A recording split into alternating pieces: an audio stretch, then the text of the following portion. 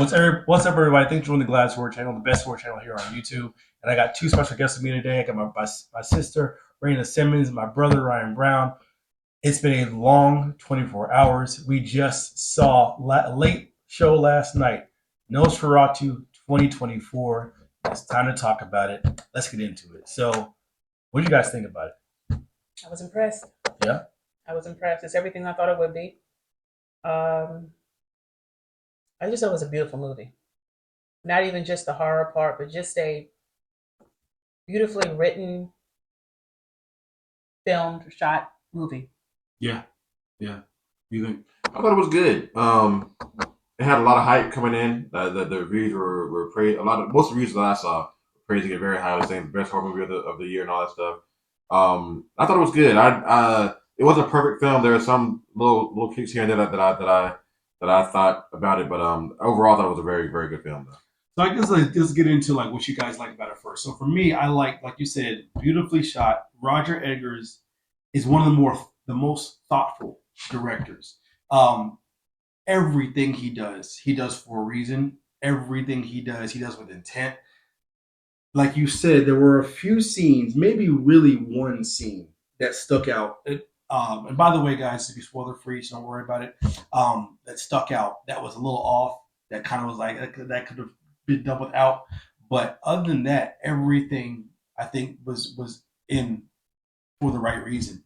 Um, I also liked when we talked about this in the car, the shot with Nicholas Hoult in the woods was just one of the most haunting and like terrifying shots. Um, the acting from everybody did their thing. Lily Rose Depp, a lot was asked of her. I felt like to be, she had to pull into a lot of different emotions and the contortions of her body, the things with her eyes. Her and Nicholas Hoult pretty much carried the movie in the spots where Count Orlok was not in. Right. You know, so those were, and then Orlok too. As much as I liked, he was the only drawback I had, and that was just his look, just his look. Not going to get into what it looks like because they did a really good job of hiding it for the people who haven't seen it. But I wasn't a big fan of his look. But that's a nitpick. Other than that, it was for me the best movie of the year, and I'll have my list come out in a couple of days for best for the year.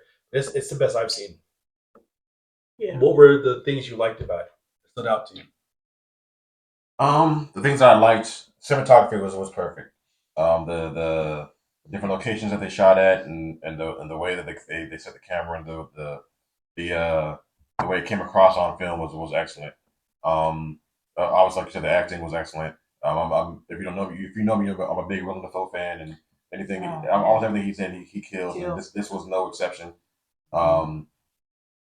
Skarsgård did his thing. Like I said, Lily Rose Depp did her thing. All the performances were awesome. Uh, those were the main things that stand out as far as what I liked. I mean, the story was awesome. Was very very well told too. Obviously, it's not an original story, but they did a good interpretation of the story. I agree. Yeah, those were the main things I think that I liked the most from it. What are you ready? I like how Eggers took his time with every shot. If you watched it, every shot was just meticulous. The way he filmed it, you felt every scene. It wasn't like a horror movie where there were a few scenes that were just kind of like, oh, you could have gotten up and just gone to the bathroom at that time or gone to grab some popcorn or whatever. But in this one, every shot was just meticulously choreographed. If that makes any sense. It was like a layer cake. Yeah. Like everything built on top of it. So whereas like to your point, you couldn't leave at any point because it built onto what was happening next. And what they did with Orlok and showing the reach of the character was seen throughout in every every scene. Yeah. It was just put together. But the scenes were put together very well. And I think like You can tell he just really took his time and effort in crafting those scenes down to like just not even the storyline itself or the moment in the scene, but just the artistry of the scene. Yeah, agreed. Everything was just pretty. Yeah, it was like a very, it was just very artful movie. artful. Yeah, It agreed. was just a very artful yeah. movie, Yeah. which added to the intrigue for me. Yeah, yeah. Was there anything you guys didn't like about it?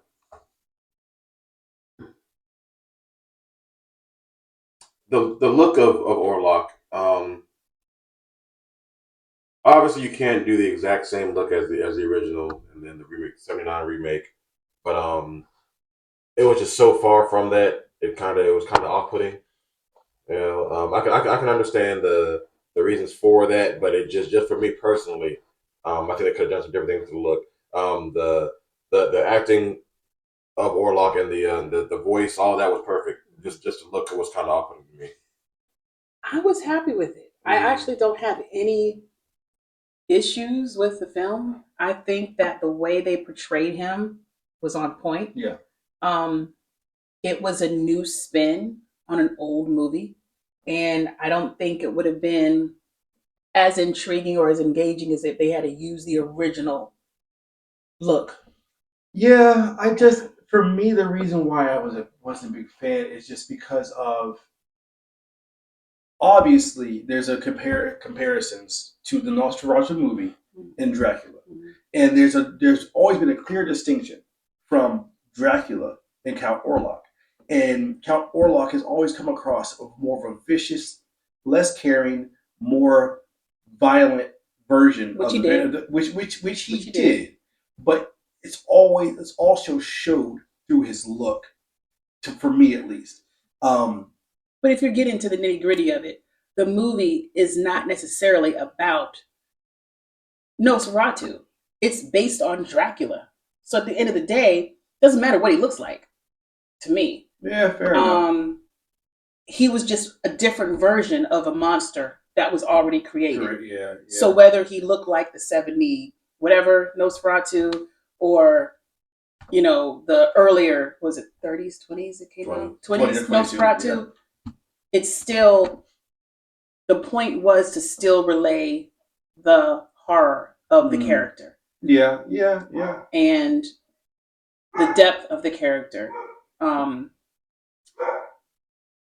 The sinister ways of the character. That's what they were trying to get to the point. So the whole look is just a look. Yeah, that's true. Yeah, everything else about, and again, my gripes are all nitpick related, like from down to the story that you guys said, down to the cinematography, down to the acting, down to the scenes, and the way that they portrayed Count Orlok as a plague was all perfect. In that same vein, where do you guys rank this in not only movies with Dracula, but vampire movies? Why do you guys think about that? So I had a couple. I seen a couple reviews that said it wasn't very scary.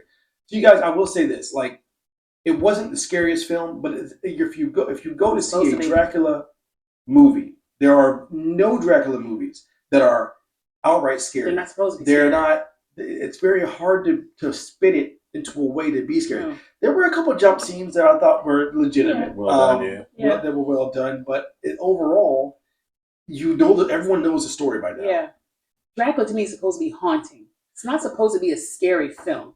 You don't go to a movie like Wolfman or Dracula or anything with the intent of, I'm going to be so scared. You go for the story, because it is a very beautifully written story. Even if you're going back to Bram Stoker's original tale, the story itself is what you're going for. Yeah. And so I didn't go into it thinking, oh, I want to watch a really good horror movie tonight when I go to the theater. I knew it wasn't going to be scary, but I was looking forward to the depiction of an age-old monster legend. What I did like, it was a dreadful movie. Like it felt you felt a whole lot sense of of melancholy. dread the entire movie long. And that on par with Edgar's Yeah. Edgar's work. Yes. So for me, I'm not familiar with all of his work. I saw some of the Lighthouse. Yeah. I didn't see the Northman, and I saw The Witch. And The Witch is one of the best movies I've ever seen. We all have a sense of dread. I didn't see The Witch, but I did see maybe half of Lighthouse and the Northman. But they all have a sense of dread to them. Yeah. They're just not a happy movie. Yeah. It's just not framed that way. Yeah. And I feel like Eggers does not want to live in this day and age. Like none of his movies are set present day. They're all back in the day for everything. So, No. But anyway, related to other Dracula movies, where does this one rank? Hard to say. I can't say that I could put it above Bram Stoker's. That's kind of the creme de la creme of Dracula movies, in my opinion. Mm-hmm. But it wasn't far behind. As far as what was 1930s Dracula? Yeah, 31. 31. Bela Lugosi. Bela Lugosi. I'd probably put it above that, but it's different. It's different. Yeah, it's different. It's yeah. Go ahead. What were you gonna say? Hands down, still the first one. I love Coppola film, and I love Coppola's Bram Stoker's Dracula. First and foremost, that takes the cake. The black and white version was Bela Lugosi. Mm-hmm. Then Christopher Lee was in the Christopher 50s. Lee. Yeah, that was okay. I'm gonna have to say that Nosferatu was number 2. That was right below because it's still. There were a lot of similarities with the movies. They were both artistic and engaging. Of course, the black and white one didn't have all the technology at the time to actually be. So it's not really fair to say, oh, well, they weren't as good. Because ultimately, like I said, you have to look at the storyline. What is the storyline? And of course, Nosferatu is that like anti-romantic. Whereas Dracula is just all about Mina, just loves her. It's not even about having to like possess her. It's just he loves her. Right. But Nosferatu is not about that life at all. Yeah. So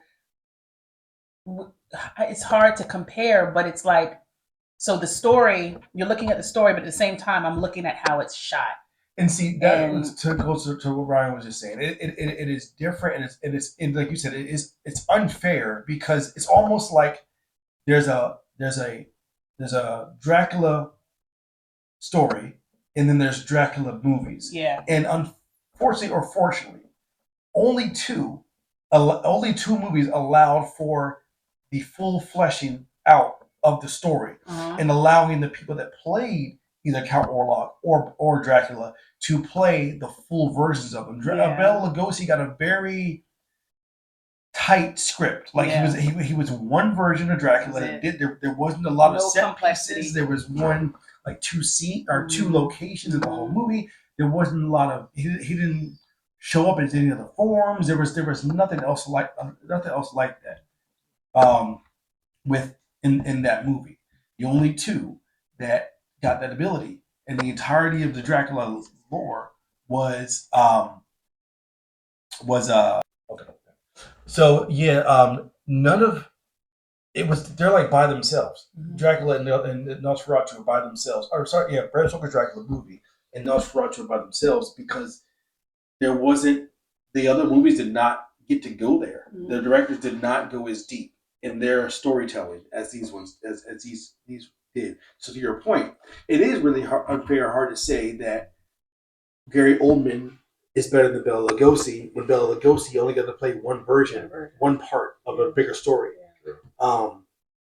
But I would agree. I have to put it number 2. I'd have to put it. Well, it's hard for me to say because I've seen Bram Stoker Dracula so many times. I've seen Nosferatu once. Yeah. So I need to watch a few more times to see if I think it might be better or right behind it. Either way, it's either 1 or 2. It's too early for me to tell where it sits for me. And I don't want to say 1 in default because you're recency bias, but I also don't want to just say 2 because that's like there's really nothing wrong with either movie. No. And it becomes like really is not like they both brought their A games. Yeah, and Coppola and Eggers are both astonishing directors. So they both brought their A games to it, and it becomes personal preference at that point, really, because it was really not one better than the other. I don't think. And I'll even add Dracula, the Untold Story to that mix. Was it Dracula Untold? Dracula Untold. That was with the action one. It was more of action. Oh, I thought it was. That was more action based. Well, it was action based, but I'm saying the story itself. Yeah. I liked the backstory. Like if you want to talk about movies depicting Dracula, that was one of the better ones that I've seen in a long time. In comparison to other vampire movies that we've had. You know what I was surprised? Ryan, I was talking about this today. The way that Dracula fed. I mean, Count Orlok fed. It was very, very animalistic. Was very, which I do appreciate. I do. And how also the wolves depicted in Nosferatu were basically, granted they're the children of the night, so he can kind of control them, but they didn't really focus on that too much in Bram Stoker's. Like he would say, listen to the sounds of the children of the night. Like he would hear them, how they sing or whatever he was saying. And they showed them, but these actually had a role. Yeah. So it brought out that whole animalistic, like he's one of them kind of thing. So like to your point, he was very animalistic. Yeah, and I do think if I'm gonna have to put Dracula versus Count Orlok is by far scarier than Dracula. At least how it's been portrayed. Because like we talked about last night, there was nothing romanticized. There was nothing fun. There was nothing like swooning. Nothing at all about him except getting to point A to point B. But overall, I mean, one of the best experiences I've had going to a movie theater, seeing a movie at 10:45 at night that's 2 hours 13 minutes long and being glued to every single second, thinking like that.